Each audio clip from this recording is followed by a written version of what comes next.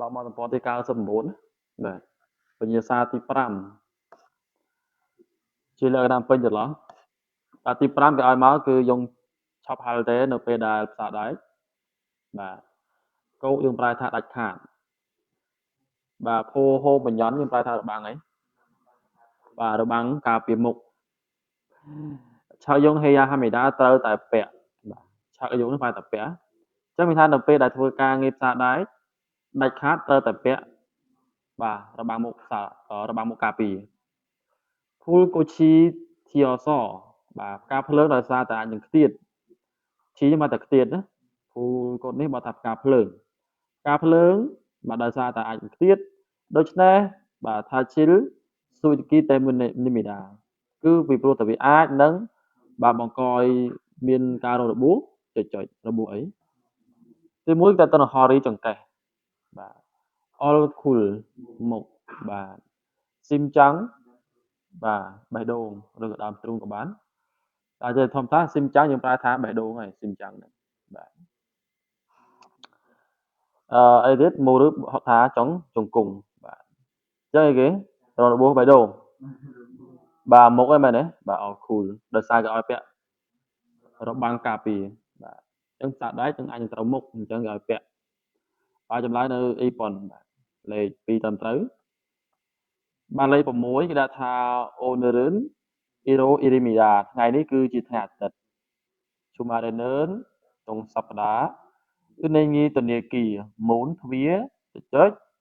ណែអ៊ីលហើយស្អែកធុងចាំងងឹលម៉ាន់ទិលកំនីដាបាទខ្ញុំនឹងធ្វើធុងចាំងស្ពើធនាគារបាទនៅថ្ងៃស្អែកអញ្ចឹងធនាគារហ្នឹងវាយ៉ាងម៉េចបានស្អែកបានធ្វើហ្នឹងបាទទី1គឺយ៉នីកាដោយសារតែបាទបើកថាទិនីកាដោយសារតែបិទគឺនីកាដោយសារតែបិទតែបិទនេះបិទអីបិទភ្លើងបិទអីទេបាទថាគឺនីកាបាទដោយសារតែជូតចម្លើយបាទលេខ2ហ្នឹងដោយសារតែបិទបាទអញ្ចឹងធនាគារដោយសារតែបិទអញ្ចឹងនឹងធ្វើសភៅធនាគារថ្ងៃស្អែកឯណោះវិញ្ញាសាស្រួលទេកន្លែងនេះហ្នឹងខីសុកសាស៊ីសមូរីបាទយើងប្រើថាម៉េចគ្រឿងបរិក្ខារ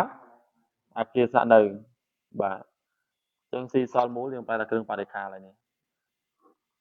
អញ្ចឹងគ្រឿងបរិក្ខារអាគារស្នាក់នៅរួមគឺ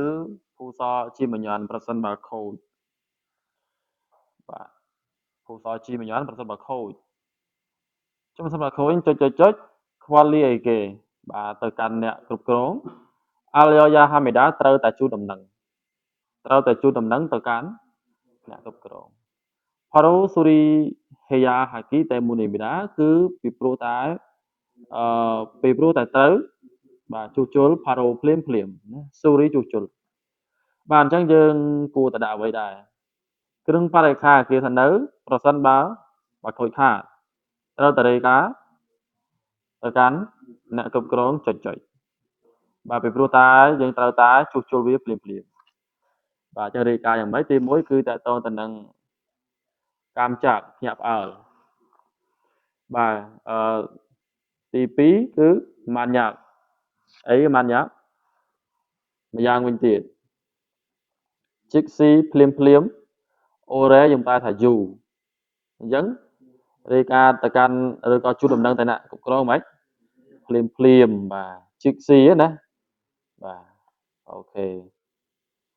ស៊ីផុយអញ្ចឹង